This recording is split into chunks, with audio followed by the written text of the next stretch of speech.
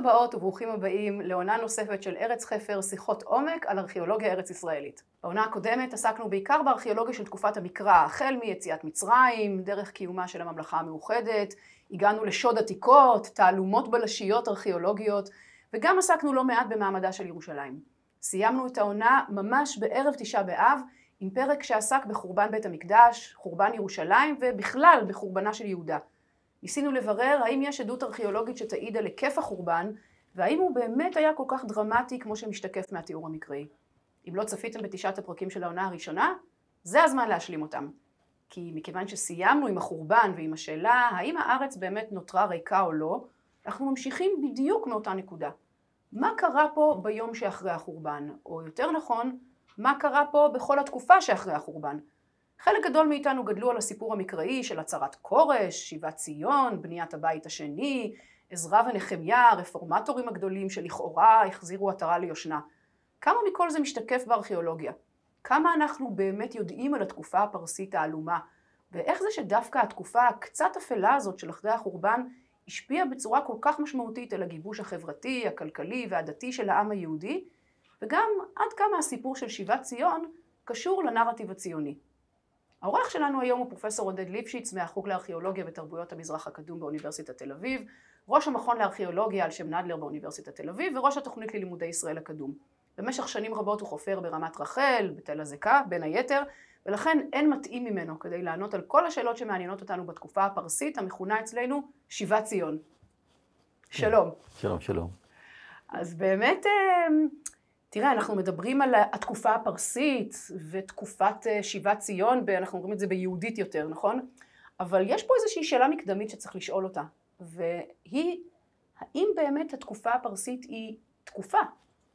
כן, אני חושב שכל השאלה של הגדרת תקופות, היא שאלה שאנחנו צריכים להבין אותה בצורה קצת יותר מלמעלה קצת. כשאומר בחור לאהובתו שמהרגע שהוא הכיר אותה, התחילה תקופה חדשה בחייו. האם זה אומר שאכן התחילה תקופה חדשה בחייו? האם זו הדרך שבה גם רופא המשפחה שלו רואה את זה, או ההורים שלו, או החברים שלו? גם בחיים של קבוצות, של עמים, יש שאלה גדולה לגבי ההגדרה של תקופות. והרבה פעמים השאלה היא מי מגדיר, ולמה הוא מגדיר, ומה המטרה שלו, והאם בכלל האנשים שחיו איתו קיבלו את ההגדרה שלו. יכול להיות שבאותו פרק זמן היו הגדרות שונות. אני חושב שכל ההגדרות של תקופות במקרא הן פועל יוצא של מי שכתב אותם ומי שהגדיר אותם ולמה הוא עשה את זה. מימי יהושע והשופטים ותקופת המלוכה וגם ימי החורבן, הגלות ושיבת ציון. משום שההגדרה הזאת שכולנו גדלנו עליה, של בית ראשון וחורבן וגלות בבל ואז בית שני ושיבת ציון, זאת הגדרה שמישהו הגדיר אותה, והייתה לו סיבה טובה מאוד להגדיר אותה. מי הגדיר אותה ומה הייתה הסיבה? בעיניי אין ספק שמי שהגדיר אותה זה שבי ציון. כלומר, שבי ציון היה להם אינטרס ברור להגיד שהיה חורבן והייתה גלות, והארץ נשארה ריקה, ואז אנחנו, אלה שגלינו, יש לנו זכות לשוב. אני חושב שמי שמכיר את העולם של התנועה הציונית, אנחנו מדברים על אותו עניין בדיוק, כי גם התנועה הציונית אמרה אותו דבר, ובהכרזת העצמאות כתוב אותו דבר. פעם היינו פה, ואז חרבנו, והיינו בגלות, ו2000 שנה הארץ נשארה ריקה, ובתוקף זכותנו ההיסטורית ההיא, יש לנו זכות להקים כאן מדינה. כיכר השוק הייתה ריקה, ואנחנו חזרנו אליה, בדיוק. והעיר הלבנה, זאת שעלתה מקצף גל ועננה, לא היה שם אף אחד קודם. כן, וגם העלייה הראשונה, לא היה פה אף אחד קודם. זאת אומרת, השאלה אם העלייה הראשונה שלנו, של התנועה הציונית, היא העלייה הראשונה של מי? מה, לא היו פה עליות חרדיות קודם? לא היו יהודים שחיו בארץ קודם? לכן הכל בעיני המגדיר, והשאלה כמובן המגדיר שמי שמקבלים את הגדרתו. אני חושב שכשבוחנים את הדברים מבחינה היסטורית וארכיאולוגית, אנחנו צריכים להגדיר את ההיסטוריה בצורה שונה לגמרי. ככה אני רואה את זה. כלומר, בעצם ההגדרה שלי לכל 1000 השנים של ימי הבית הראשון והשני, מבחינה היסטורית ארכיאולוגית של מה שרואים, נגיד, אם לא היה לנו את התיאור המקראי, כן. היא הגדרה שהייתי אומר, יש לנו כ200 שנה של תקופת התהוות, מימי דוד ושלמה, ואז יש לנו את התקופה שבה הארץ כולה משתעבדת למשך 600 שנה לשלטון של אימפריות. אשור ומצרים ובבל ופרס והתלמים והסלבקים, עד למרד החשמונאי. 600 שנה שאנחנו חיים כאן תחת שלטון אימפריאלי בלי הפסקה. ומבחינת השלטון האימפריאלי לא חשוב כמעט אם יש ירושלים או לא, אם יש בית דוד או לא, אם יש מקדש או לא, הם שולטים כאן, הם רוצים לקבל את המיסים שלהם, הם רוצים את הנאמנות, הם רוצים את השקט, ומבחינתם זוהי המערכת, ואנחנו רואים גם התרבות החומרית, את הרצף המלא הזה. אז זה אתה אומר, אפילו בתקופת שתי הממלכות, או הממלכה המאוחדת, או איך שלא נקרא לזה, אפילו בתקופת ישראל ויהודה, אתה אומר שזה המצב? תראי, בתקופת ישראל ויהודה זה טיפה שונה, משום שישראל חרבה די מהר, אחרי שהעולם נכנס תחת שלטון אימפריאלי. זאת אומרת, ישראל נעלמה די מהר מעל במת ההיסטוריה, ולכן בעיקר זה נוגע להיסטוריה של יהודה. יהודה מ-734 בימי אחז המלך, נכנסת לשעבוד אשורי. ורמת רחל מוקמת זמן קצר אחר כך, והכלכלה משתעבדת לזה, והמנהל הופך חלק מזה. ומה שמדהים לראות, שוב, בפרק הזמן הארוך הזה, זה ששום דבר מהבחינה הזאת לא משתנה עם חורבן ירושלים. הכלכלה ממשיכה להתנהל כדי לשלם מיסים, רמת רחל ממשיכה להתנהל, הקנקנים ממשיכים להיות מוטבעים, כי האימפריה רוצה מיסים, ומבחינת האימפריה, ירושלים כן, ירושלים לא, בית דוד כן, בית דוד לא, מקדש כן, מקדש לא, אתם תהיו נאמנים שלמו מיסים. עכשיו אתה אומר גם האימפריה, זה לא כל כך משנה מי האימפריה. לגמרי. זה יכולה להיות אשורים, זה יכול להיות הבבלים, וזה יכול להיות הפרסים. לגמרי. המצב לא משתנה. אני חושב שגם אנחנו צריכים להבין שהבבלים ממשיכים לגמרי את ההסדרים האשוריים, כי זה האינטרס שלהם. והפרסים ממשיכים לגמרי את ההסדרים הבבליים עם סוויץ' קטן. עם הבבלים, כדי לקבע את שלטונם, אחרי שנמאס להם פה מחוסר הנאמנות ההולך וחוזר, מחליטים להחריב את ירושלים, להגלות את בית דוד, להגלות את האליטה, לסיים את קיומו של בית המקדש. הפרסים מתוך אותו שיקול של לקבל נאמנות, לקבל מיסים, מחליטים להקים מחדש את המקדש, לאפשר לאליטה מסוימת לחזור לירושלים ולכונן כאן את הפולחן, אבל זה אותם אינטרסים, זה לא שמישהו אוהב אותנו יותר או פחות, זה שיקולים קרים. אני חושב שלאורך כל ההיסטוריה, אימפריות, מדינות, מתנהלות משיקולים קרים, לא מאיזה אהבות גדולות. אז מה שאתה אומר בעצם, אני יכולה להבין את מה שאתה אומר, אם אנחנו נתייחס לתקופה הזאת בכותרת היהודית שלה, של שיבת ציון. כן. אבל גם, אתה בעצם אומר שגם בכותרת המקובלת בהיסטוריה ובארכיאולוגיה, התקופה הפרסית, זה רלוונטי גם לזה. זאת אומרת, אתה בעצם אומר שאין פה באמת תקופה, יש פה המשכיות לאורך כל כמה מאות שנים, או אפילו 1000 שנה הגדרת את זה, פשוט המשכיות. אני אחדד את זה קצת. אין ספק שגם ללא התיאור המקראי, יש לו סיבות שהוא נכתב, והוא מייצג קבוצות מסוימות שרצו לכתוב לקהלים מסוימים, מתוך שיקולים מסוימים. אבל גם אם לא היה לנו את התנ"ך בכלל, היינו יודעים שירושלים חרבה, חורבן איום ונורא. היינו יודעים שהייתה גלות מסוימת, היינו יודעים שיהודה התרוקנה מחלק גדול מאוכלוסייתה בעקבות העניין הזה. זה דברים שרואים אותם בארכיאולוגיה. גם בלי תיאור מקראי. אנחנו כבר למדנו בשנה שעברה שחורבן, הארכיאולוגיה מאוד אוהבת חורבן. הארכיאולוגיה יודעת לזהות חורבנות בצורה טובה, אבל אחד הדברים שאני עוד בדוקטורט שלי, ובספר שכתבתי כבר לפני הרבה שנים, אחד הדברים שהדהים אותי, וזה אולי הייתה התחלה לכל העיסוק שלי בתקופה הזאת, היא שמילא שיש הארץ לא הייתה באמת ריקה, אלא זה איזשהו מיתוס. אבל בעיקר, הארץ לא באמת התמלאה מחדש. כלומר, המיתוס היותר גדול שנוצר בתקופה הפרסית, הוא מה שאני קורא לו מיתוס השיבה ההמונית. לא הייתה שיבה המונית. וזה כל כך חד, אם לא היה לנו תיאור מקראי, בעזרא, בנחמיה, קצת עדויות מסייעות בחגי וזכריה, לא היינו בכלל משערים שהייתה שיבה. לא היינו יודעים על זה, כי מבחינה ארכיאולוגית, בירושלים יש המשך קיום דל מסוים אחרי החורבן, במאה השישית לפני הספירה. אנחנו יודעים את זה היום גם מהחפירות של אילת מזר. נשארו אנשים בירושלים, יש לנו קצת קרמיקה מהתקופה הבבלית. יש לנו קצת טביעות חותם מהתקופה הבבלית. שום דבר לא משתנה במעבר מהתקופה הפרסית. יש לנו קצת קרמיקה מהתקופה הפרסית, קצת טביעות חותם מהתקופה הפרסית. היום, בחפירות החדשות, יש גם קצת מבנים, שאנחנו רואים שם, שבי ציון, איכשהו התיישבו להם בתוך ההריסות, הזיזו קצת הריסות ימינה ושמאלה, ובנו להם מבנים מאוד דלים בתוך ההריסות הללו, ואולי אנחנו צריכים לדבר על הדלות האיומה של ירושלים במהלך כל התקופה הפרסית, אבל אין שינוי. לא חל שינוי בכלכלה, לא חל שינוי במנהל, היישוב הכפרי סביב ירושלים המשיך להתקיים, אין שינוי דמוגרפי. כלומר, אם נחשוב רגע על מספרים, לפני חורבן הבית הראשון חיו ביהודה 110,000 איש. 10,000, 20,000 הלכו לגלות. האליטה, הירושלמית, הלכה לגלות בשני גלים, גלות יהויכין, ואחר כך סביב החורבן. בעקבות החורבן, בעקבות המשבר, בעקבות זה שלא הייתה קיימת ממלכה, נמשכה ההידלדלות באוכלוסייה, והייתי אומר שבשיא ימי גלות בבל, חיו ביהודה כ-40,000 איש. האוכלוסייה הכפרית שהמשיכה לחיות כאן. זה בכל זאת יותר מחצי שנעלמו מפה. מה שמדהים זה שבמעבר לתקופה הפרסית אין שום שינוי. ויותר מזה אפילו ממשיכה איזושהי הידלדלות למשהו שנגיד במאה החמישית לפני הספירה יש פה 30,000 איש. כלומר, לא רק שאין איזו עלייה מסיבית, אלא יש הידלדלות. ותקופה שיבת ציון, לא משנה את מאזן הכוחות הזה. היא קיימת בתנ"ך, היא לא קיימת בפרקטיקה. אז בואו עכשיו באמת נצלול לדבר הזה, כי אנחנו באמת השארנו, בסוף השנה שעברה השארנו את ירושלים חרבה, וגם אתה אומר, היה חורבן. הארץ לא נשארה ריקה, אני חושבת שאפשר כבר לבסס את זה, ומצד שני זה לא שזה היה מכה קלה בכנף. היה פה חורבן משמעותי, כן. אתה אומר 50% מהאוכלוסייה לפחות נעלמה מכאן. איך נראה הקיום היהודי בתקופה הזאת? זאת אומרת, היה פה עד החורבן, זה היה ברור שהמרכז של העולם היהודי, שזה ביטוי קצת אנכרוניסטי, נכון? אי אפשר לדבר על יהודי, אלא על יהודאי. יהודאי, אנשי יהודה. כן. אנשי יהודה, זה היה ירושלים כן. וסביבתה. אחרי החורבן במעבר לתקופה הפרסית, איפה המרכז? יש מרכז עדיין? אם לא, איפה הוא נמצא? איך נראים היהודאים בתקופה הזאת? כן. תראי, ערב חורבן הבית הראשון, ירושלים הייתה המרכז, הבלתי מעורער. היא הייתה העיר ביהודה והייתה מוקפת באוכלוסייה כפרית.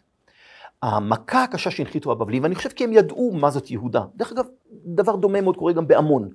הם הנחיתו מכה ישירה על המרכז, שהוא המרכז של הזיכרון, הוא המרכז של ההנהגה, הוא המרכז הדתי, הוא המרכז הפולחני. הם הנחיתו מכה ישירה על המרכז הזה. המטרה של הבבלים במסע שלהם הייתה להחריב את ירושלים, לעקור את בית דוד ולהחריב את המקדש. כלומר, שלושת האלמנטים שביטאו בעצם את היהודאיות של סוף ימי הבית הראשון. ולא כל כך היה אכפת להם מכל מי שנשאר פה בכפרים ובזה וחיו את חייהם אחר כך. נכון. ואני חושב שמה שקרה בעקבות החורבן של ירושלים, של היעלמות בית דוד, זה תהליך של קריסה. תהליך שבו הפריפריה היהודאית, בגלל שאין מי שיגן עליהם בפני הנוודים, אין מי שיחזיק חילות מצב בנגב ובאזורי הספר, אין גדי נחרבת, הנגב נחרב, אבל אני לא חושב שזה היה בעקבות המסע הבבלי, אלא בעקבות תהליכי קריסה שהראו מההיעלמות של המערכת הממלכתית. ולכן יש קריסה של הפריפריות הרחוקות. הדבר המעניין הוא שהפריפריה הקרובה לירושלים, הפריפריה החקלאית שהתקיימה סביב ירושלים 100-200 שנה קודם, דווקא נשארה. כן, באזור בנימין שמצפון לירושלים, באזור שבין בית לחם ועוד קצת דרומה, נגיד עד בית צור, מדרום לירושלים, באזור של קצת ממערב לירושלים עד קו השפלה, זאת האוכלוסייה שנשארה. והמשיכה להתקיים בלי שום שינוי. המשיכה לייצר את התוצרת החקלאית, המשיכה להביא את המיסים שלה למרכז ברמת רחל, היא המשיכה להתקיים. אני למשל חופר כבר די הרבה שנים בתל הזקה. אותו אתר באמת מדהים שנמצא בגבול יהודה של התקופה הפרסית, בתפר שבין פחוות יהודה, פחוות אשדוד ופחוות אדומיה, ובאתר הזה אנחנו חופרים כפר גדול. אנחנו רואים פה את התמונה של הנוף בעצם, של התל. כן, ששולט בעצם על הגבול של יהודה אל מול עמק האלה מצד מזרח, ואל מול החוף איפה שפחוות אשדוד מכיוון מערב. טיפה דרומה להזקה כבר מתחילה פחוות אדומיה של התקופה הפרסית, ובאתר הבאמת נהדר הזה יש לנו עדות ראשונה אולי שהמשיכו לחיות שם אותו עם נשאר אחרי החורבן של ירושלים. כי מה רואים שם? מוצאים קרמיקה מהתקופה של המאה השישית, מוצאים טביעות חותם מאותו פרק זמן, זה עדיין בהתחלה, זה רק נחפר, אבל אנחנו מתחילים להבין שיש שם נוכחות של יהודאים שהמשיכו לחיות שם. המשכיות, בעיקר מה שרואים שם זה המשכיות, אין שם חורבן. כן, ובעיקר, הכפר הזה מגיע לשיאו במהלך התקופה הפרסית ואפילו לקראת סופה, וממשיך להתקיים בראשית התקופה ההלניסטית, ככפר יהודאי. התרבות החומרית קשורה לעולם של ירושלים. אותם כלי חרס, אותם מאפיינים מכל אספקט שלא נראה, וזוהי עוד פעם דוגמה אחת להרבה דוגמאות של אותו עם נשאר, שהוא המרכיב הדמוגרפי העיקרי בתוך מי שחי כאן בתקופה הפרסית, מסביב לירושלים, בתוך תחומי אותה פחווה יהודית. אתה בעצם אומר, בגלל שזאת עיר גבול, אז אתה אומר כמה, לא יודעת, מאות מטרים דרומה או מערב או משהו כזה, הממצאים הם אחרים. זאת אומרת, זה ברור שזה כבר לא יהודאים. לחלוטין. אם אנחנו הולכים טיפה דרומה מהזקה, אנחנו כבר נמצאים בתוך אדומיה, כלי חרס אחרים, עולם אחר, קשר הרבה יותר הדוק לחוף. אם אנחנו הולכים קצת מערב, אנחנו בעולם של פחוות אשדוד, קשורה לחלוטין לחוף. התרבות הנורא מסתגרת, התרבות החומרית המאוד אינדיקטיבית ליהודה בתקופה הפרסית, ראשית הלניסטית, מאפיינת את יהודה, והזקה היא אחת מערי הגבול של אותה פחווה, ששוב, גם אם לא היינו יודעים על זה מתוך התיאורים בעזרא ונחמיה, היינו היום יודעים להגיד את זה גם על בסיס העולם הארכיאולוגי. הנקודה המשמעותית ביותר היא שנעלם המרכז. ובעצם מה שמאפיין את היהדות או את היהודאיות של סוף ימי הבית הראשון והמעבר לגלות בבל זה היעדר המרכז. האליטה עוברת לבבל, ועכשיו מתחיל עולם חדש. האליטה נמצאת בבבל, אבל זה ראש בלי גוף. כי אותה אליטה שקודם נשענה על הגוף של הכפריים והאוכלוסייה ביהודה איננה. ויותר מזה, הגוף נשאר בלי ראש. עכשיו, אתה לא יכול להישאר הרבה זמן בלי ראש. אז למי זה יותר הפריע? לראש שאין לו גוף או לגוף שאין לו ראש? אני חושב שכל אחד מהם הפריע לו העניין והתמודד עם זה בצורה אחרת. מדהים לראות את האליטה בבבל מתמודדת. ממשיכה להחזיק את הזיכרון וממשיכה להחזיק את הפולחן וממשיכה לשמור על הקהילתיות. שוב, יהויכין המלך נמצא שם. הכהנים, ביניהם יחזקאל, נמצאים בגלות בבל. ומה, הם כולם חיים באותו מקום, באותה קהילה? זאת אומרת, הם לא התפרסו, אתה יודע, אני מרפררת רגע לתקופה הרבה יותר מאוחרת שגם הופיעה לנו בתנ"ך, למגילת אסתר. אנחנו כבר כאילו שלהי התקופה הפרסית, אמרת לי קודם שזה אולי אפילו הלניסטי, כן. אבל בוודאי הסוף של התקופה הפרסית, שמדברים שם על 127 מדינות, העם היהודי לכאורה מפוזר ברחבי האימפריה, אתה אומר, זה לא המקרה. פה הם מרוכזים במקום אחד, יש להם איזה שטטל בבבל, והם כולם נמצאים כן, שם. אני חושב שהמזל של העם היהודי שלנו, זה שבניגוד למדיניות ההגליות של האשורים, שדגלו בפיזור ובמחיקה של מי שהם כבשו אותו. הם לקחו קבוצות ממקום אחד ופיזרו אותם כמו שמפזרים זרעים בצד שני. הבבלים נקטו בטקטיקת גלות שונה. הם לקחו אליטות מקומיות, לא רק יהודים אלא גם אחרים, וישבו אותם במרכזים הבבליים שלא הרבה שנים קודם חרבו במלחמות בין אשור לבבל, מתוך תקווה שהאליטות הללו ישקמו את המקומות הללו. כלומר, אנחנו יודעים שלא רחוק מניפור, הייתה עיר שנקראה עיר היהודים על יהודו. דרך אגב, לא רחוק מהם היה מקום שנקרא גלות וצור, גולי צור. והיו עוד מרכזים של גולים שהובאו מאותו מקום. הם הביאו את האליטה, הם הביאו את האומנים, הם הביאו את מי שיוכל לשקם את המקומות. לכן, דרך אגב, כשאנחנו נקרא מאיפה היהודים מגיעים, כבר עוד 50 שנה אחר כך בימי שיבת ציון נראה על מקומות כמו תל אביב ותל חרסה ותל מלח. מה זה תל מלח? זה תל חרב שנזרע במלח. תל חרסה זה מקום חרב שמלא בשברי חרסים. ותל אביב שנשמע כמו איזה, באקדי זה תל אבובו, המקום שעבר עליו שיטפון. כלומר, הושיבו את היהודים במקומות חרבים כדי שישקמו אותם, אבל באזורים מאוד סגורים, ולכן המרכזיות, הקיום של היהודים תחת אותה הנהגה נמשך. לעומת זה, מה שקורה ביהודה זה שאין יותר מרכז. עכשיו, כל מי שחי צריך לתקשר עם האל, צריך לסבוח זבחים, צריך שיהיה לו מקום להתפלל בו. ולכן, מיד לאחר שהאליטה שהשליטה את ירושלים על כולם, רק קודם, כרגע יכולה האוכלוסייה המקומית להתחיל לחזור אחורה, אולי למרכזים שפעם היו קדם ירושלמים, בית אל, גבעון, חברון ומקומות אחרים, שפתאום יכולים להפוך להיות מרכזים מקומיים ולחדש ימיהם. תחליפים למקדש בירושלים. כן, ואני חושב שלכן, כאשר תחזור אותה אליטה 50 שנה אחר כך, ותקים את המזבח מחדש בירושלים. אז כאילו, מה נזכרתם עכשיו? אנחנו הסתדרנו בלעדיכם. ורוצים להמשיך להסתדר. מעט אנשים שחוזרים בראשית ימי שיבת ציון, לא מצליחים להקים את המקדש, כי אין להם גיבוי מהתושבים המקומיים. הם מנסים לעודד אותם לבוא ולבנות את המקדש, אבל אם חוזרים סביב 539-8 לפני הספירה, נציגי האליטה הזו, עם קצת מכלי המקדש, ומקימים את המזבח על מכונו, וחוגגים את חג הסוכות הראשון אחרי החורבן, 25 שנה יעברו עד שהם יצליחו להקים את המקדש, כי אין להם גיבוי, אין להם עזרה, ויכול להיות שגם אין אינטרס של האוכלוסייה המקומית. הם הבינו שהם יכולים להסתדר בלי המקדש. האמת היא שאנחנו בפרק האחרון של העונה הקודמת דיברנו על זה שאולי אפילו לפני החורבן, בית המקדש לא היה מאוד דרמטי בחיים הדתיים של היישוב הכפרי מסביב, ושהחורבן שלו לא היה באמת משהו ששינה את חייהם מן הקצה לקצה. בואי ככה, התיאור המקראי, הירושלמי במהותו, מנסה להציג את המקום, את המקדש בירושלים כמאוד דרמטי. השאלה האם ככה גם הבינו את זה אחרים. עוד פעם, זיכרון היסטורי, תקופות היסטוריות, הם בעיני הכותב, בעיני המתבונן. הדמות החשובה ביותר בהיסטוריה זה ההיסטוריון, שמייצב את ההיסטוריה. השאלה אבל אם באמת אחרים זוכרים את ההיסטוריה, רואים את ההיסטוריה, מבינים את ההיסטוריה, אותו דבר, האם מי שחי בחברון או בעזקה או בגבעון או בבית אל, ראה את ירושלים באותה דרגת חשיבות כמו הכהנים הירושלמים, שוודאי עליהם אינטרס, לא רק אמונה, גם אינטרס, שירושלים תהיה המרכז. עכשיו, ברגע שירושלים איננה, האלה בבית אל, בגבעון, ברמת רחל או בהזקה, כבר לא חייבים להם כלום. ויכולות להתחיל לצמוח אליטות אלטרנטיביות. זה תהליך שאנחנו רואים אותו אחרי כל תהליך של חורבן וקריסה, אצל כל חברה. אי אפשר בלי אליטה. בעצם ביזור של האליטה. בדיוק. והדבר הדי מדהים לראות שגם בראשית ימי שיבת ציון, לוקח זמן לירושלים לבסס מחדש את המרכזיות שלה, אולי אפילו הרבה יותר זמן ממה שעזרא ונחמיה מנסים להציג. אז באמת בוא נצלול לדבר הזה שנקרא שיבת ציון, ולמיתוס הגדול, הייתי אומרת אולי אפילו הציוני, של הצהרת כורש. כן. שאתה יודע, תמיד כזה מרפררת את הצהרת בלפור, ואת כורש שזה ממש, עם כניסתו לתפקיד, ככה זה מתואר בעזרא. אבל יש לנו עדות, יש איזושהי עדות בארכיאולוגיה, בספרי ההיסטוריה, להצהרת כורש, שהדבר הזה קרה? אנחנו יודעים שלגבי הפרסים, או כורש, זאת הייתה מדיניות שנועדה לסייע להם לבסס את עצמם בתוך האימפריה הבבלית, שהם ירשו אותה בעצם, ולקבל את הנאמנות של האליטות המקומיות.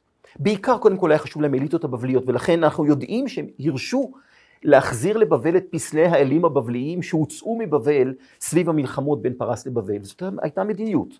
אנחנו יודעים שגם היו הצהרות כורש אחרות. כלומר, כדי לקבל נאמנות של אליטות שהפרסים מצאו אותם גולים בבבל, הם הרשו לחלק מהאליטות הדתיות לחזור חזרה למקדשים שלהם, להחזיר את חפצי הפולחן שלהם, ולבסס מחדש את הפולחן בבירה הקודמת שהייתה. הם לא, בשום מקום וגם בהצהרת כורש, הם לא מרשים שיבה המונית, לא כתוב בהצהרת כורש, לא מרשים לבנות את ירושלים כעיר, זה לא כתוב בהצהרת כורש. וזה גם באמת לא קורה. זה לא קורה.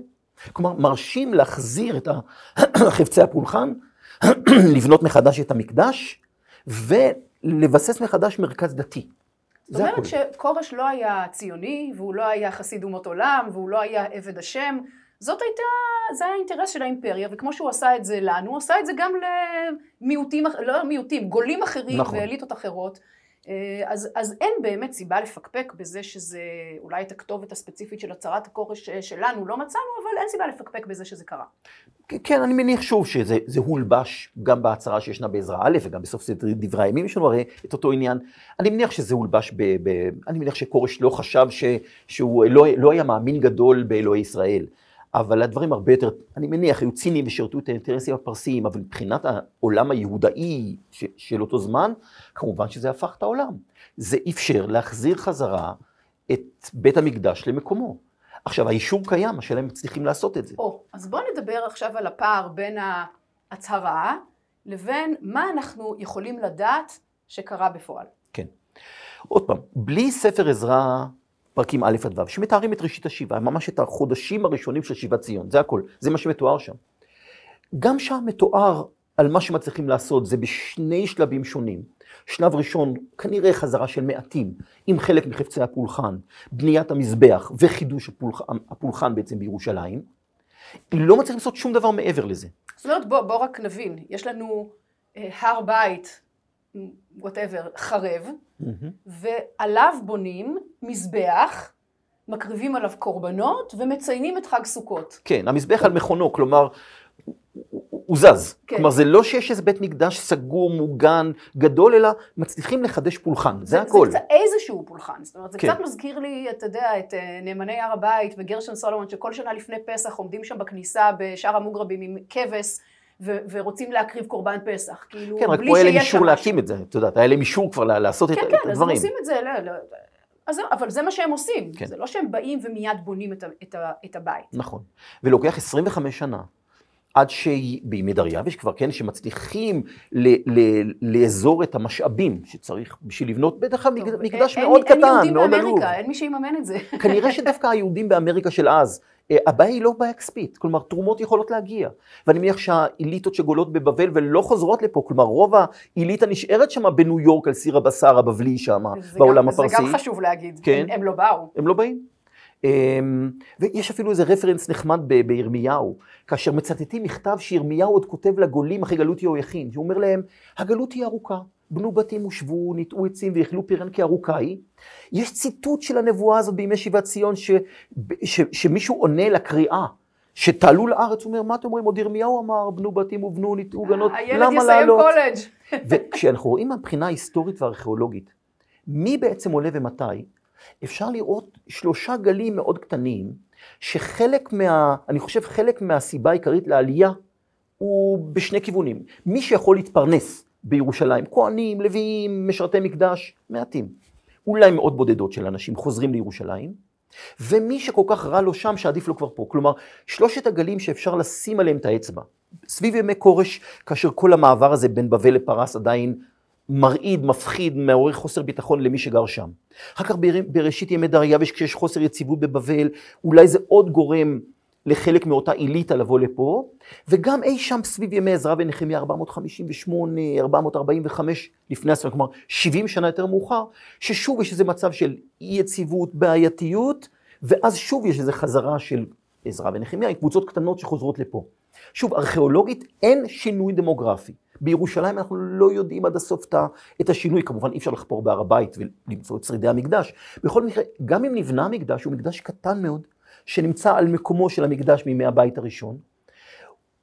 אין פה זה לא המקדש ההירודיאני שנבנה הרבה אחר כך, וזה המקדש שממשיך להתקיים הרבה מאוד שנים, לפחות עד ימי החשמונאים, בעיר קטנה ומאוד מאוד דלה, שהתרבות החומרית בה מעידה על דלות גדולה, לכל אורך התקופה הזאת. כלומר, זה לא רק בראשית ימי שיבת ציון, זה לכל אורך התקופה הפרסית והתקופה התלמית, וראשית התקופה הסלבקית עד לימי החשמונאים, ורק עם שלטון החשמונאים, אפשר לראות שינוי במעמדה של ירושלים, שהופכת פעם ראשונה מאז החורבן לעיר, לא קודם. כל התקופה הזאת היא בעצם תקופה לא זוהרת, לא של המקדש, לא של ירושלים. אתה יודע, אני ככה קראתי שוב, עלעלתי שוב בעזרא ובנחמיה בעיקר, ונחמיה שמגיע כמה שנים טובות אחרי עזרא, הוא מגיע כי ירושלים במצב קטסטרופלי, והחומות מנופצות, והוא מגיע כדי לשקם את ירושלים. כן. זאת אומרת, זה...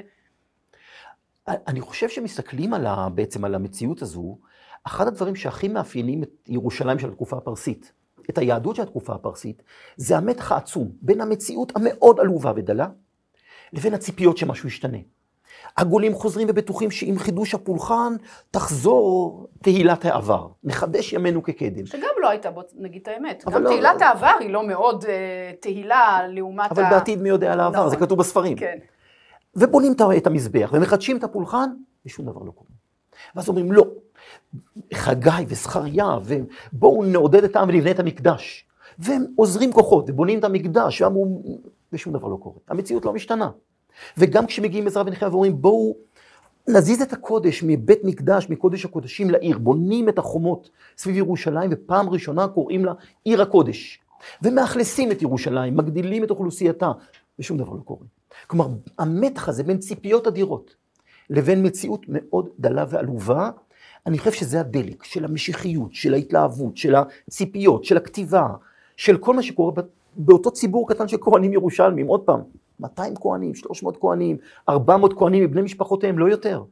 והם אלה שכותבים, והם אלה שעורכים, והם אלה שמעוררים את הציפיות בתוכם, אבל בפועל שום דבר לא קורה. ובנקודה הזאת מאוד מאוד חשוב לדבר על מי הם היו, מי העולים האלה, מה הפרופיל שלהם, אל מול האוכלוסייה המקומית שהייתה פה, ואם ניקח אתה יודע, בכותרות זה, העולים הם כאילו זרע הקודש, שמטרתם להחזיר עטרה ליושנה, והם כאילו יש להם איזה נרטיב כזה, אל מול עם הארץ. כן. זה האנשים שנשארו פה, ושהמשיכו פולחן במקומות אחרים, והמשיכו את חייהם. כן. אז יש פה התנגשות, נכון? יש פה התנגשות בין שני כוחות. כן, היהדות של אותה אליטה בגלות בבל משתנה. כלומר, בגלות בבל נוצרת בעצם התשתית למה שנכיר בהמשך כיהדות הבית השני. זה כבר לא אותו דבר. אני חושב שהמונותאיזם מתהדק, החוקים מתהדקים, ומה שנכיר בהמשך עם הבית השני הוא תולדה של מה שמביאים איתם אותם נציגי האליטה מעטים שחוזרים ליהודה, והם מגיעים לפה עם רשימות יוחסין, והם קוראים לעצמם זרע הקודש, כלומר רק מי שהוא בן לאמא יהודייה ויכול להוכיח ברשימות היחס את יהדותו נחשב. יש את מעמד גירוש הנשים הנוכריות והילדים שלהם, מתוך כן. שמזה אנחנו מבינים שהייתה פה פרקטיקה כזאת, כאילו זה בכלל לא היה משהו שהיה נחשב לא בסדר. אני חושב שלעומת אותה אליטה שמגיעה עם... חיים פה העם הארץ שממשיכים לקיים את המסורות של מהבית הראשון, ולשיטתם זוהי היהדות של הבית הראשון. והעימות הגדול בין שתי קבוצות, זאת שאומרת, אני משמרת את יהודה של הבית הראשון. זאת אומרת, מה פתאום? אני משמרת, הזיכרון פתאום הוא כבר נביא בחשבון שיש גם את השומרונים, שגם הם היום באים בתביעה ואומרים, מה איתנו? ואת אותן קבוצות שנמצאות במצרים ואומרות, מה איתנו? פתאום החולשה של המנהיגות, החולשה של ירושלים, היעדר מרכז, שהוא זה שמחליט, אני חושב שהוא נורא בולט. אבל בפועל, שוב, זה העניין של מי שכותב ומה שהוא זוכר. משום שאותה אליטה פנאטית, שמתיישבת בירושלים, שמקיפה את עצמה בחומה, שלפחות טוענת למצב שהיא תגרש מתוכה כל מי שלא יישר קו, והם הפנאטים של אותו פרק זמן, לעומת היהודים שממשיכים את המסורות של ימי הבית הראשון שחיים בה מסביב, כעבור כלום זמן זה מתהפך. משום שברגע שההשפעות היווניות יתחילו על ירושלים, האליטה הירושלמית תאמץ את התכונות הללו, תאמץ את התרבות הזאת, והיא תהפוך להיות התרבות המתייוונת, זה אותה אליטה. ולעומת זה, מי שאתמול היה עם הארץ, שהיה בחוץ ולא נחשב על ידם, יהפוך להיות הקנאים שיבואו לכבוש את ירושלים. כלומר, שוב, תראי עד כמה זה בעיני המתבונן. כאשר יבואו המכבים ויתארו את תולדות הארץ מצידם, הם המכבים, הם הנאמנים, הם שומרי המסורת של היהדות, כי הפעם הקול של האליטה הירושלמית מתייוונת כבר לא נשמע. כאשר נשמע את הקול של אותה אליטה מתייוונת, הם היהדות ואלה עם הארץ. ההיסטוריון ומי שמקבע את הזיכרון הוא הדמות החשובה. אסור לנו לשחזר את ההיסטוריה, שוב, עד כמה שאפשר לדבר על היסטוריה אמיתית, בהתאם למי שקיבע את הזיכרון. אז בואו נדבר, אגב, חשוב לי להגיד, אנחנו נייחד פרק נפרד לתקופה ההלניסטית ולחשמונאים, ובכל מה שככה קצת נתת לנו עכשיו טיזרים, אז אנחנו לפחות נעסוק בזה בהרחבה בפרק נפרד. אבל בואו נחזור לתקופה הפרסית, ולירושלים ולמה שקרה מחוץ לירושלים. זאת אומרת, בעצם אני שומעת ממך שירושלים היא מרכז מאוד לא מרכזי, כמה מאות במקרה הטוב כהנים, ושהאימפריה הפרסית כמדיניות ראתה שזה בסדר גמור מבחינת זה, לא היה איום, המרכז הדתי הקטן הזה לא היווה איום על האימפריה, כי במקביל היה פה גם איזשהו מרכז פוליטי של הפרסים, נכון? כן, הפרסים המשיכו במסורת שעוד פעם התקבעה כבר על ידי האשורים והבבלים, ושוב זו המשכיות מלאה, שלא לערבב את המנהל והכלכלה בתוך המרכז הדתי הכל כך... הפרדת הדת מהמדינה. לגמרי. כלומר, אני חושב שעוד פעם, האשורים בחוכמתם הבינו את זה כבר, שלא כדאי בתוך ירושלים הקטנה והקנאית, ליצור את אותם מוקדי השפלה, של לשם להביא את המיסים, לשם יבואו הנציגים של האימפריה לגבות את המיסים, זו מדיניות מאוד מאוד חכמה. במובן הזה. ולכן הפרידו, המיסים מגיעים לרמת רחל, המנהל האדמיניסטרטיבי בחסות האימפריה מתקיים שם, ולכן הירושלמים יכולים להתעלם, לא נשמע בטקסטים הירושלמים, לא של ספר מלכים ולא עזרא ונחמיה על רמת רחל, כמו שלא נשמע בטקסטים האלה על אף מרכז דתי פולחני אחר חוץ מירושלים. למרות שהיו. למרות שהיו, נכון. וההפרדה הזאת היא הפרדה שמאפשרת בעצם את הקיום של הפולחן והדת כמעט בנפרד, מהקיום תחת שלטון האימפריה. מי שיקרא שוב את התיאור בסוף ספר מלכים על כל התקופה של מימי אחז ועד ימי צדקיהו והחורבן, לא ישמע על האשורים, מעבר כמובן, מה שאין ברירה, מסע סנחריב, אבל גם שם, בימי מנשה, בימי יאשיהו, לא נשמע עליהם כלום. וגם בעזרא ונחמיה, הפרסים הם רק אלה שירשו לנו לבוא, אבל אנחנו לא דווקא אלה שנשלם להם מיסים, או נציית להם, או הם יכפו עלינו דברים. יש הפרדה מאוד ברורה, ולכן ההפרדה האמיתית מאפשרת גם למי שחי בירושלים להתעלם מהשלטון האימפריאלי כל כך קרוב. על רמת רחל היא המקום שלעומת הדלות והעליבות שיוצאת בכל מחקר ארכיאולוגי של ירושלים, של ימי הבית השני, הפרסי והתלמי והסלבקי, רמת רחל זה ארמון מפואר, שבולט בנוף כי הוא משנה את הנוף הירושלמי, ורואים אותו מכל מקום.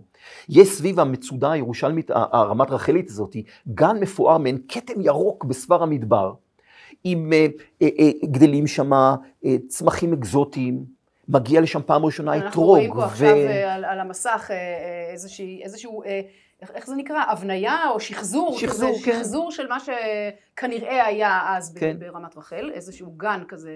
איך זה היה נראה אז? צמחייה שמושקט, וארמון גדול שנבנה. ואנחנו יודעים שלשם מגיעים המיסים, משום שמאות רבות של קנקנים עם טביעות חותם, מרוכזים במקום הזה. הרבה יותר מאשר בכל מקום אחר. בירושלים יש, מחלקים קצת עודפים, אז מגיעים קצת קנקנים גם לירושלים בתקופה הזאת, אבל לפה מביאים את היין ואת השמן, שזה מה שיהודה מייצרת מאות שנים, שמאפשר לה להמיר את הנוזלים הללו. שזה מעניין כשאתה אומר מיסים, אז אנחנו כולנו חושבים על, אתה יודע, תלוש השכר שיש בו זה, אבל לא, מיסים אז זה היה שמן, לא, זה היה במשהו חומרי. כן, אבל עוד פעם, הפרסים לא באמת עניין אותם, גם הבבלים והאשורים, השמן זית או היין, המירו את זה למתכות והביאו את זה לאימפריה. אבל זה ממשיך להתקיים כל התקופה הזאת. עכשיו, לעומת הפריחה המטורפת הזאת ברמת רחל, עם הצמחייה, והמציאות בכל שאר יהודה היא נורא קשה. רגע, אולי נתייחס פה למה אנחנו רואים פה? כן, אנחנו רואים כאן בעצם את הקירות שנוספו למצודה שנבנתה כבר בתקופה האשורית והבבלית בתקופה הפרסית. הם מרחיבים את המצודה על חשבון חלק מהגן, מכניסים את אחת הבריכות הגדולות ביותר שהיו בגן, בריכות מים, מכניסים אותה לתוך, בריכה מקורה אם אתם רוצים, לתוך המצודה שהייתה באותו פרק זמן. הקירות האלה הם קירות פרסיים שנבנו בטכניקה שלא מוכרת בארץ. יש פה באמת בנייה גם בארכיטקטורה וגם בטכנולוגיה שהיא זרה למה שקורה כאן, ובפאר שעומד בניגוד חריף לכל מה שקיים ביהודה באותו פרק זמן. עכשיו, מחקרי אקלים למשל, שנעשו על התקופה הפרסית, הראו שזו הייתה תקופה, מרבית התקופה הפרסית הייתה תקופה של בצורת. בצורת. תקופה ארוכה מאוד של בצורת. וכשאנחנו רואים קצת הדים לזה, גם בחגי זכריה וגם בעזרא נחמיה, על מצב שבו קשה לקיים, קשה להתפרנס, קשה להשיג אוכל. ועוד פעם, המצודה הזאת היא עומדת בכל פארה, עם אתרוגים שמושקים, גנים, ירוקים. זה מעיד על נוכחות אימפריאלית, מוכיח על המקום הבאמת כל כך יוצא דופן של האימפריה כאן, ולעומת זה שאר האוכלוסייה קשה לה מאוד להתקיים. גם ירושלים, שאין לה איזה שהם מקורות מימון חוץ מהדודים הטובים מהניו יורק של אז בבבל, שאני מניח שמגיעות תרומות, אולי גם האימפריה תומכת במקדש בירושלים, גם ירושלים נשארת בכל עליבותה.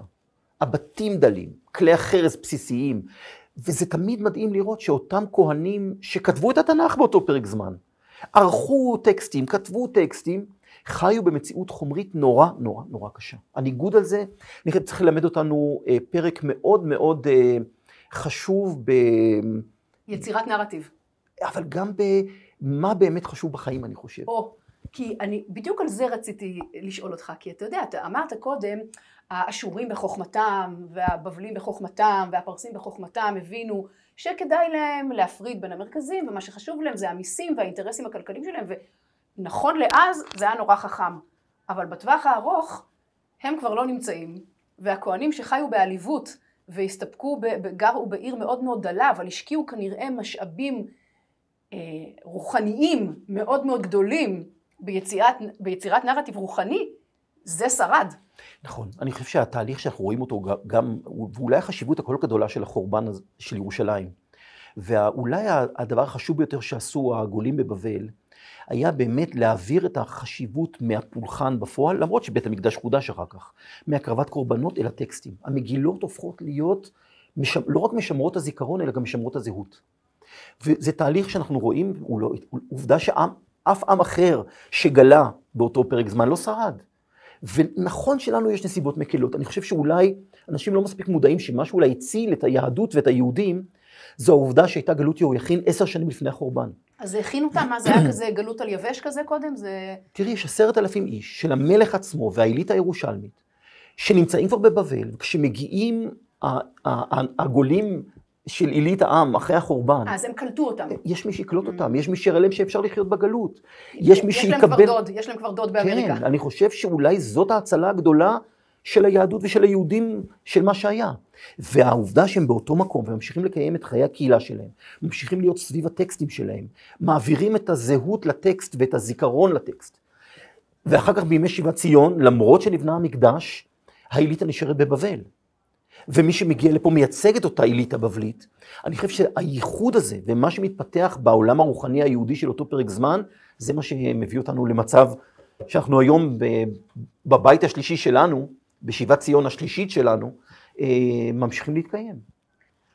אז אתה יודע, אם אנחנו בנקודה הזאת, בוא נעשה רגע זום אין של כל הדברים שדיברנו עליהם עכשיו, וננסה ליישם אותם על המקדש עצמו. כי הרי בסוף כשאנחנו מדברים על שיבת ציון, המשמעות של זה שהם שבו לציון ובנו את המקדש. וגם פה, לא כצעקתה, בלשון המעטה. אז כבר אמרת שבשנים הראשונות עולי בבל, שבי ציון הראשונים, לא בנו את המקדש מיד. נכון? דיברנו על זה, שהם השיבו את המזבח על מכונו, ולקח, אמרת משהו כמו 25 שנה. רק ב-516-15 נחנך בית המקדש השני. אוקיי, ואתה יודע, אפשר להגיד היום בסדר גודל של תקופה, 25 שנה זה לא כל כך הרבה זמן בשביל להצליח להרים פרויקט כזה. בכל זאת דור. אז קודם כל, מה יש שם? המקדש הזה שכן נבנה, מה הגודל שלו? מה הוא?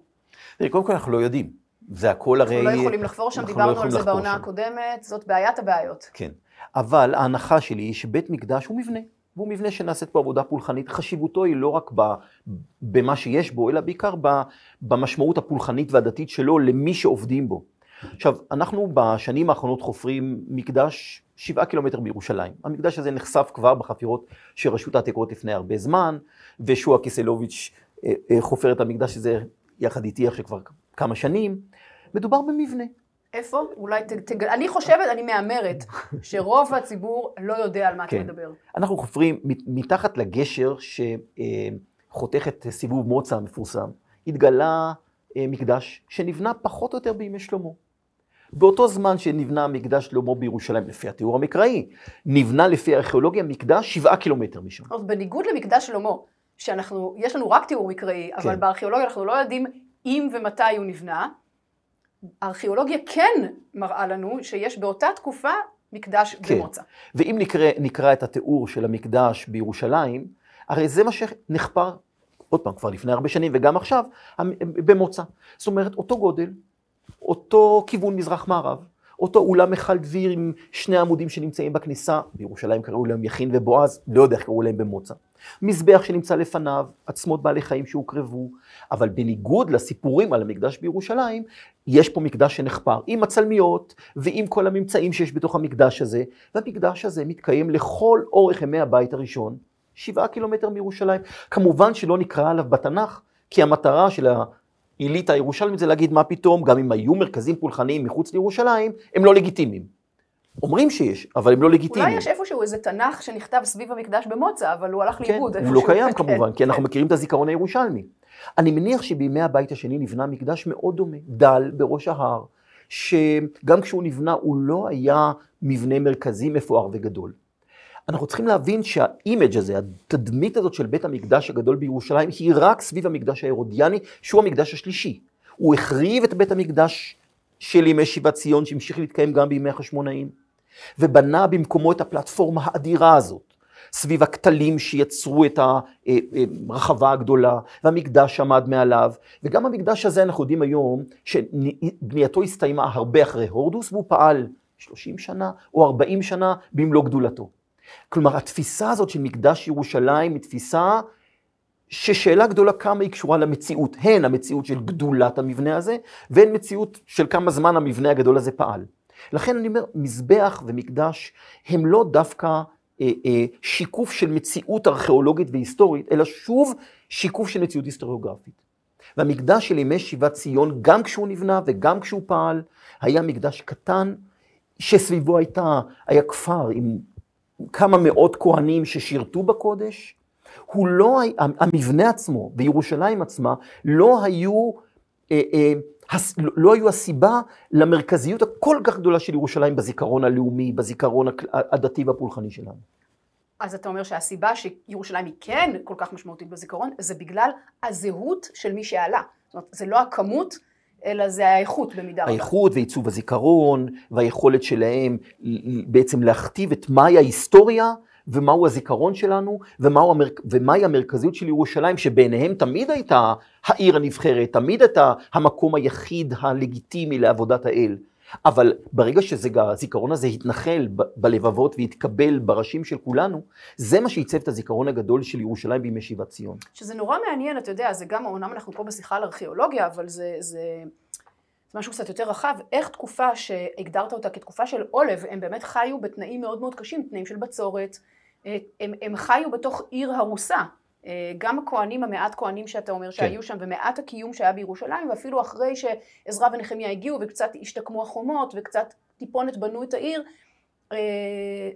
הם חיו במציאות קשה מצד אחד, ומצד שני, העוצמה הרוחנית הייתה מאוד מאוד חזקה. כן, כן. ושוב, אני אומר, אני לוקח פה שיעור בצניעות. עמים הרבה יותר גדולים וחזקים ומפוארים מאיתנו לא השאירו את היצירה הרוחנית שנשארה בירושלים של ימי שיבת ציון. זאת אומרת, המחשבה שלנו שצריכים לקשר ישירות בין עושר ופאר לבין יצירה רוחנית, ננתק את זה.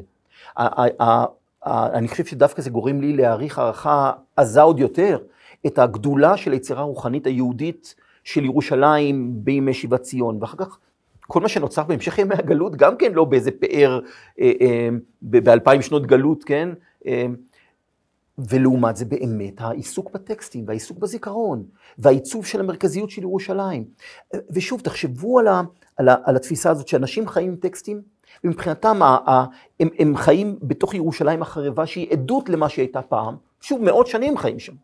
ויש להם את הטקסטים שמספרים על מה שהיה פעם, ולכן הם שבויים בזיכרון שרחוק מאוד ממה שיש, ומצד שני יש להם את המתח ואת התקוות ואת הרצון לחדש ואת הציפייה שאותו אל גדול יחדש ימינו ויחזיר את אותה עטרה ליושנה. אז אולי זה הדבר, זה האקס פקטור של התקופה. זאת אומרת, לחיות בסוג של ימי ביניים, בין זיכרון מאוד חי ופועם, לבין איזושהי תקווה משיחית שכל זה יחזור, אולי זה מה שמייצר את הלהט הזה. לגמרי, אני חושב שאי אפשר שלא להבין שזוהי המשמעות הגדולה ביותר של התקופה הארוכה הזאת. שהיא תקופה הכי פורמטיבית, הכי יוצרת, הכי מעצבת, בתוך מציאות נורא קשה. ואני חושב שאולי, שנכנסים לתוך בפנים של העולם היהודי הזה, הרי העולם היהודי הזה לא צריך את כל הקרבת הקורבנות, ולא צריך את העושר החומרי, הדבר הזה, אלא הוא עסוק בטקסטים ובזיכרון ובזהות ובדת, הוא מנותק מהבלי עולם, הוא מנותק מאימפריות ששולטות, הוא יכול להתקיים בגלות, אולי אפילו יותר טוב לעולם הזה להתקיים בגלות, ולא דווקא תחת איזה שלטון חשמונאי או אפילו מדינה שקיימת אחר כך, הוא יכול להתקיים בלי כל אלה, אולי אפילו יותר טוב. ולכן הגדולה של היהדות שגם נשמרה אחר כך מאות שנים, זה מה שהעולם של היהדות הבבלית והפרסית, גם כמו שהארכיאולוגיה מראה את זה, אני חושב שזוהי הנקודה המעצבת ביותר את העולם היהודי. היכולת לחיות בטקסטים, לחיות עם הזיכרון, בלי צורך. במרכז קיים חי, בלי צורך בתרבות חומרית עשירה, בלי צורך במקדש ענק ופעיל. מי צריך את כל זה? ואולי להפך, אולי דווקא כשהיה את הדבר הזה, בנקודה הזאת מגיע הסוף. אני חושב ככה. זה מסית את כל לכיוונים שלא אליהם התכוונו אותם אלה שעיצבו את היהדות של ימי גלות בבל וימי שיבת ציון. טוב, אז אני רוצה מאוד להודות לך, פרופסור עודד ליפשיץ, על שיחה מרתקת, ומבחינתי, מאירת עיניים, מחדשת, מנפצת מיתוסים, שכדאי, אני אומרת, מצד אחד להתבגר מהם, ומצד שני, יש הרבה מה ללמוד, גם משבירת המיתוס, זה לא משאיר משהו ריק, אלא אני חושבת שכל מה שאמרת עכשיו הוא, זה לא להרוס, זה לבנות, זה באמת להתייחס בצניעות, ואני מאוד אפילו הערצה, לדור הזה שהשאיר אחריו חותם מאוד מאוד משמעותי. נכון. אז תודה רבה לך, ותודה רבה גם לכל הצוות הטכני הגדול שעומד פה מאחורינו, ליאיר יעקב הוגה הסדרה, לדוקטור חגי משגב המלווה האקדמי שלנו, לשיר שרוני על ההפקה, לאודי אלפסי על הצילום, לאשרף קוואסמי על הטכני, ליהודה ספקטור על התאורה, ותודה רבה גם לצופי תוכנית אשכולות שצופים בנו מרחוק ובתרגום סימולטני, שמחנו שהצטרפתם. תודה רבה.